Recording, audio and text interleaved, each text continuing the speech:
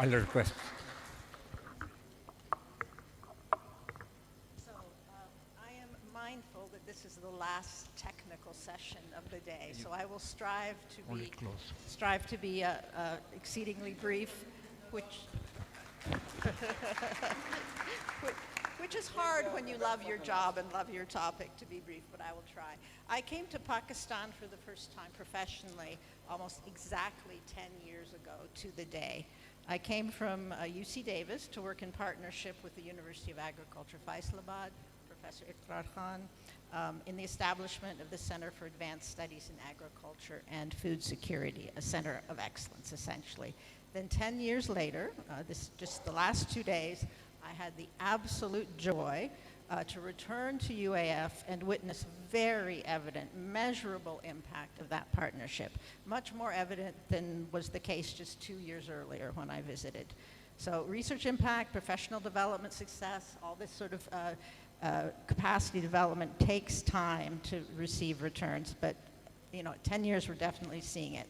And I'm going to give you just one example because, real examples are what make my heart sing.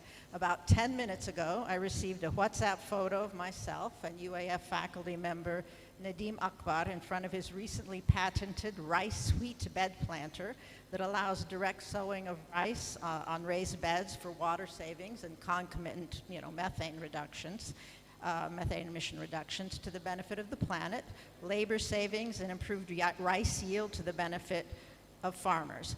That example, yeah, it's terrific. It's absolutely terrific. And that brings me back to the opening theme of the day, which is transnational education and your comments about international faculty exchanges. I believe that central to the impact, just examples I gave you, and core component of most successful centers of excellence, I've since worked on 2 other centers of excellence, is the scholarly exchange component and the relationships that ensue from that.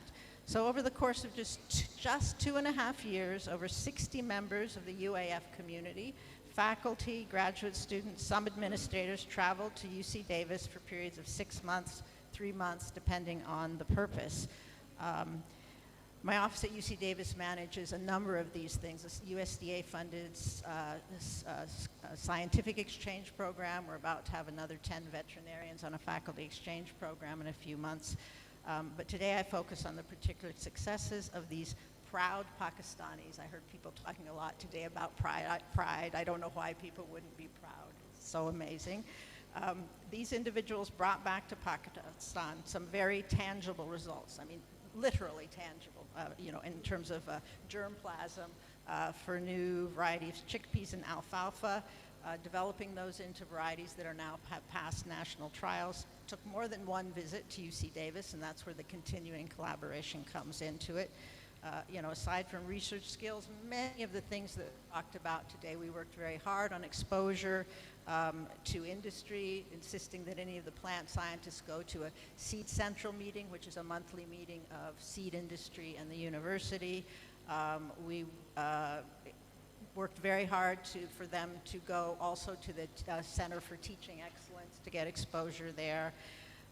So all those things come together, and it all comes, sort of one of the ineffable, less measurable returns is the improved self-confidence that people receive that is always identified in programs. You hear Fulbright, it's self-confidence. And that self-confidence becomes, a foundation, inspires the kind of leadership at all levels that my colleagues were talking about.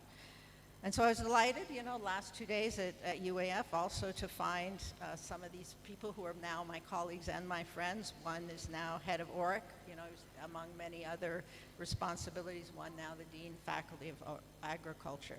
Now, there are many elements that led to that success. Coming to Davis was just one. From the initial selection of these amazing individuals, good host fit, which works sometimes, doesn't work sometimes, clear objectives that understands that scholarly exchange is an opportunity well beyond the lab. And finally, the often overlooked, and it's my last sentence, but I thought, gosh, we need to talk about this more, is the often overlooked element, which is the support of the home university and departments on their return, supporting their continued capacity development, taking advantage of what they've learned. And I will close with that with a nod to the chairperson of HEC, because he certainly provided that to returning scholars. If anybody wants to talk about, what makes a successful exchange program, and there's many kinds. We did this in the context of a broader center of excellence, so we brought in different pieces. Sometimes it's more narrow, but happy to share that at a later date. But thank you for allowing me to be here. And I'm not joking that I'm bubbling with joy at being back and seeing I'm gonna cry, seeing what I saw. Thank you, Nancy.